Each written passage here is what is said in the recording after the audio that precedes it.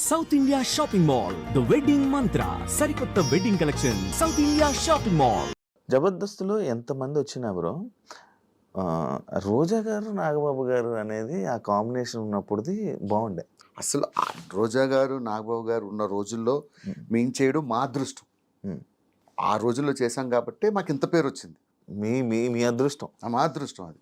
వాళ్ళు అదొక దాన్ని ఏమంటారు, అద్భుతాలు అంటారు చూసారా, అదొక అద్భుతం అంతే. వాళ్ళిద్దరూ జడ్జిలుగా ఉండడం, ఆ టైంలో నేను టీమ్ లీడర్గా చేయడం.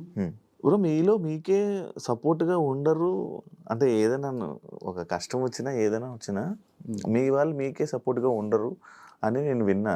అది ఎంతవరకు? మా దాంట్లో కొంతమందికి ఏదైనా ప్రాబ్లం వచ్చినప్పుడు అందరూ సాయం చేస్తారు. అది ఉన్నది, ఇప్పటికీ ఉంది. ఏదైనా ఎవరికి ఏదైనా అయితే వాట్సాప్ గ్రూప్ ఉంటుంది, ఆ గ్రూప్లో పెడతారు. ఎవరికి తోచినంత డబ్బులు వాళ్ళు వేయడం.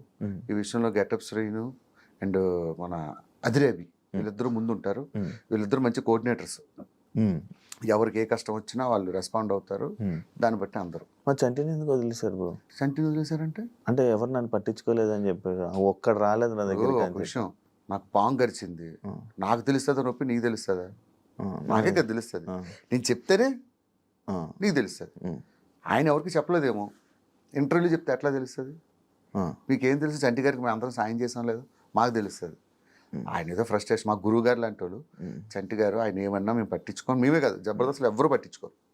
ఎవరైనా బయటకు వచ్చిన వాళ్ళు తిడుతూ ఉంటారు. ఎందుకని ఎవరు తిడుతుంటారు? అంటే టీంని సపోర్ట్ ఉండదు, ఏముండదని ప్రతి ఒక్కరు అంటే రాలేదు కాబట్టి అలా మాట్లాడుతున్నాం. లేదు లేదు లేదు, మీరు జబర్దస్త్లో ఎవరైనా అడగండి. ప్రసాద్ అన్న కష్టం వచ్చినప్పుడు అందరూ రెస్పాండ్ అయ్యాం. ఎవరు కష్టం వచ్చినా అప్పుడు ప్రసాద్ అన్న కష్టం వచ్చినప్పుడు అందరూ రెస్పాండ్ అయ్యాం. ఎవరికి కష్టం వచ్చినా మినిమం రెస్పాండ్ అవుతాం. ఇప్పుడు రామ్ ప్రసాద్ మీరు వైజాగే కదా, ఇంకెవరు ఉన్నారు ఆర్టిస్టులు? వైజాగ్ నేను, రామ్ ప్రసాద్, అప్పారావు గారు, తర్వాత ఇంకొక ఆయన ఉన్నారు చంద్ర టీంలో. మీకు మీరు సపోర్ట్ చేసుకుని వచ్చుకున్నారా? అసలు ఇక్కడికి వచ్చేది వచ్చింది వాళ్ళు వైజాగ్ అని. రామ్ ప్రసాద్ అయితే మా ఏరియాలో ఉండేవాడు. చిన్నప్పటి నుంచి ఎప్పుడు ఇద్దరు మొఖాలు చూసుకోలే. ఇక్కడికి వచ్చే ఏరియా అంటే ఇలా వైజాగ్ గొల్లలపాలెం అన్నాడు. మా పక్కనే డాబా గార్డెన్స్ అన్నాడు. అవునారా అన్నాడు. ఇద్దరు ఒకరు తెలియదు. ఇక్కడికి వచ్చాక పరిచయం అయ్యారు. ఇప్పుడు మంచి ఫ్రెండ్స్. కానీ ఇప్పుడు ఆర్టిస్టులు ఎవరు ఏం చెప్పరు. ఆర్టిస్టులు అంతే, అదొక కులం, అదో మతం. ఎందుకు ఇప్పుడు బయటికి రావు నువ్వు? నార్మల్గా తిరగవు అంటే నేను ఎప్పుడు చూడలేదు. నేను మీ వాళ్ళందరినీ చూసాను, మా వాళ్ళందరితో కలిసి తిరిగాను, అందరు తిరుగుతుంటాను. అసలు ఆ లైఫ్కి చాలా దూరం బ్రో. సెలబ్రిటీ మా వాళ్ళందరినీ చూసి అలాంటి లైఫ్ బ్రతకూడదని చాలా సింపుల్ లైఫ్. ఈవెన్ మా ఇంట్లో పప్పులు అయిపోయినా, ఉప్పులు అయిపోయినా, ఏదైపోయినా ఉదయం నుంచి లెగిస్తే సాయంత్రం వరకు ఇదే పని. పిల్లలకి ఏం కావాలి, ఇంట్లోకి ఏం కావాలి, ఇదేం కావాలి, ఇదే లైఫ్. అయితే ఒకటి బయటికి వెళ్ళి ఈవెంట్లు చేసుకుంటా, లేకపోతే ఫ్యామిలీతో స్పెండ్ చేస్తా. ఇవి రెండు తప్ప నాకు వేరే ప్రపంచం తెలియదు. First work, second family. మీరేమో ఇలా మంచిగా మాట్లాడుతున్నారు. మన బయటలేమో ఇండస్ట్రీ వాళ్ళకి అసలు పిల్లల్ని ఇవ్వకూడదు, పెళ్ళిళ్ళు చేయకూడదు అని చెప్పి సమస్య నా మీద ఎట్లా ఉంటుంది? ఎదవలు ప్రతి దిక్కలా ఉంటారు. కానీ దాన్ని ఏదో అంటారు అంటే అమ్మాయిలకు అవకాశాలు కావాలంటే అడిగారు. అది మన సినిమా ఇండస్ట్రీని బ్లేమ్ చేస్తాం. ఎక్కడ ఆఫీసుల్లో లేవా, లేకపోతే ఎక్కడ ప్రతి సంస్థలో ఉంటుంది ఇది. సినిమా ఇండస్ట్రీ ఏంటంటే కొంచెం తేరగా దొరుకుతుంది, ఎవరు రెస్పాండ్ అవ్వడు కదా, అందుకే మన మీద రుద్దుతారు. మనకి పిల్లలు ఏమని అంటారు, మనతో ఫోటోలు దిగుతారు, మనతో ఇది చేస్తారు, అది చేస్తారు. పిల్లలు ఇచ్చేసరికి సినిమా ఇండస్ట్రీ అంటే ఏమో డిఫరెంట్ గా చూస్తారు కదా. అలాంటి ఇబ్బందులు పడ్డావా అని అదృష్టం ఏంటంటే పెళ్ళి అయ్యాక వచ్చాను. లేకపోతే నేను ఇలా మిగిలేమని బ్యాచులర్. అది ఇంతనేమో ఇంకా లేదు, అయిపోద్దిలే. నేను చెప్పాను కదా, నెక్స్ట్ ఇయర్ కల్లా అయిపోద్ది. నిజంగా నేను ఒక మాట అంటే మిస్ అవ్వదు బ్రో. మిమిక్రీ ఎలా బ్రో? అది మిమిక్రీ గాడ్ గిఫ్ట్ బ్రో. ఎలా అంటే దానికి మనం ఏం లేదు. నువ్వు కావాలని చేసావా? అంటే నేను మిమిక్రీ చేసావన్నట్టు అంత ఈజీగా అయితే కావాలని చేసావు అంటే మిమిక్రీ నేను చెయ్యాలి. Mimicry is God gift. కాలేజీలో ఉండేటప్పుడు లెక్చరర్స్ ని ఇమిటేట్ చేసేవాడిని. అలా సినిమాలు చూసి హీరోని అంటే అన్నీ చేయలేను, ఏదో ఒక 4-5 వరకు బాగా చేయగలను అంతే. మహేష్ బాబు గారిది చేస్తా, చిరంజీవి గారిది చేస్తా, చాలా వరకు చేస్తా. ఆయన మూవీ కూడా డబ్బింగ్ చెప్పేవారు. వన్ సినిమాకి మొత్తం ట్రాక్ చెప్పా, అది వాయిస్ వినబడలేదు, డైలాగ్స్ చూస్తూ సినిమా అంతా మ్యాచ్ చేసుకెళ్ళా ఒక 5 రోజులు కష్టపడి. అంటే నువ్వు జస్ట్ నార్మల్ డబ్బింగ్ ఇచ్చా? సేమ్ యాస్టీ చెప్పేసా. ఆయన వచ్చి షాక్ అయ్యాడు. ఎవరు చెప్పారంటే ఫలానా భాస్కర్ అని చెప్పాడు. ఆయన షాక్ అయ్యి తర్వాత ఆయన చెప్పారు. కలిసారా, మాట్లాడేదా? ఆ అదృష్టం ఒక్కసారి ఫోటో దిగాను అంతే, అక్కడ వేరే షూట్లో దొరకలేదు అటువంటి అదృష్టం. మై ఫేవరెట్ హీరో, చిన్నప్పటి నుంచి చాలా ఇష్టం. మహేష్ బాబు గారు, కృష్ణ గారి ఫ్యాన్, తర్వాత మహేష్ బాబు ఫ్యాన్.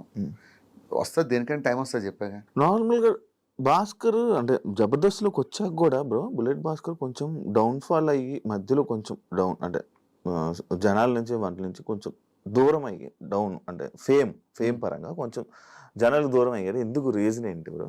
అట్లా ఏం ఉండదు బ్రో. నాకు ఒక విషయం చెప్తా సీరియస్గా. నీ పేరేం పేరు ఇప్పుడు? Shiva. Anchor Shiva. Anchor sir. రేపు పొద్దున్న మెగాస్టార్తో చిరంజీవి గారితో సినిమా చేసావు. సినిమా పెద్ద బ్లాక్ బస్టర్ అయింది. నిన్ను యాంకర్ శివ అంటారా, శివ 2 అంటారా? Anchor sir. పేరు ఒకసారి వస్తుంది, దాన్ని కాపాడుకుంటూ వెళ్ళాలి తప్ప డౌన్ఫాల్ హైఫాల్ మనం ఏమైనా పెద్ద పెద్ద హీరోలు ఓ సినిమా ఫ్లాప్ అయితే సినిమా డౌన్ఫాల్ స్టార్ట్ అవుతుంది. చిన్న ఇండస్ట్రీ కదా బ్రో. ఏం కాదు, వన్స్ పబ్లిక్ మనసులో పేరు వచ్చిందంటే అది జీవితాంతం ఉంటుంది. దాన్ని మంచిగా కాపాడుకుంటూ వెళ్ళిపోవడం. కానీ ఇప్పుడు బయట ఎప్పుడు వినలే ఇలాంటివి. అసలు పట్టించుకోను, మామూలు పట్టించుకోవాలి, అస్సలు పట్టించుకోను. నా లైఫ్ నా ఇష్టం, నాకు నచ్చినట్టు బతుకుతా అంతే. ఎవరి మాట విన్ను, ఎవరిని ఖాతరు చేయను. ఈ విషయం మా జబర్దస్త్లో ఎవరడిగినా చెప్తారు, నేను అసలు పట్టించుకోను. ఇప్పుడు బెట్టింగ్ యాప్స్ మీద మీకు ప్రమోషన్స్ వచ్చాయా చేయమని ఎప్పుడైనా? ఏమయ్యా, నాకు ఛానలే లేదు, ఇన్స్టాగ్రామ్లో అకౌంట్ లేదంటే, వీడియో చేసి పెళ్ళి అవ్వలేదంటే మీ ఆవిడ వంట ఏం చేస్తుంది మంచిగా అని అడిగినట్టుంది. ఇప్పుడు నార్మల్గా ఫేమ్ ఉన్న పర్సన్స్కి ఛానల్ ఏం అవసరం లేదు, వీడియోలు చేసేసి ఇచ్చేస్తే చాలు. నేను అలా మీ దాంట్లో కొంతమంది చేసి ఉన్నారు. నేను చేస్తాను. ఎలాంటి వాటికి తెలుసా అన్న, నేను ఇక్కడ టీ షాప్ పెట్టుకున్నాను, నాకు బయట ఇమ్మని అన్నట్టు వాడికి ఇస్తా. అన్న ఇక్కడ చిన్న హాస్టల్ పెట్టుకున్నాను, వాడికి ఇస్తా. ఎందుకు ఇస్తానంటే, అరే నా వల్ల కనీసం ఒక కస్టమర్ వాడి దగ్గరికి వచ్చినా ఐ ఫీల్ వెరీ హ్యాపీ.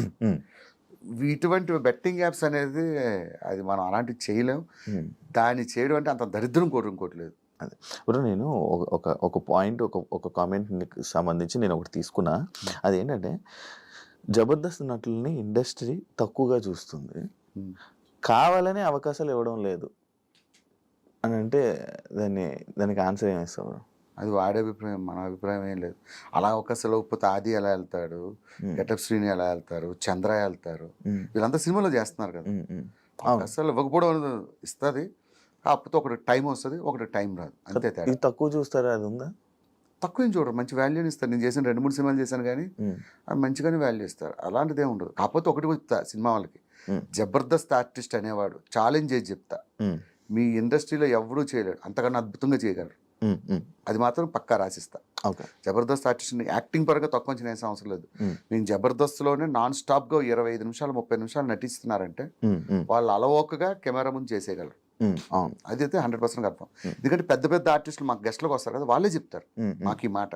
నాకు అప్పుడే అర్థమైంది జబర్దస్త్ ఆర్టిస్టులు గొప్పతనం. అరే మీరు ఎట్లా చేస్తున్నారా 20-25 నిమిషాలు నాన్ స్టాప్గా డైలాగులు గుర్తుపెట్టుకుని. సినిమా ఏముంది బాబు, చిన్న ముక్క ఇలా చెప్తారు కట్, చిన్న మొక్క చెప్తారు కట్, అట్లా కాదు కదా.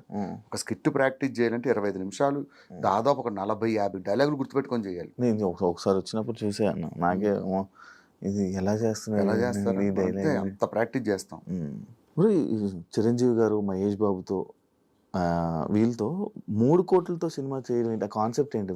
యాక్చువల్గా నేను అది ఒక నార్మల్గా చెప్పిన డైలాగ్ ఏంటంటే, నాకు యాక్చువల్గా నేను I'm not a great actor,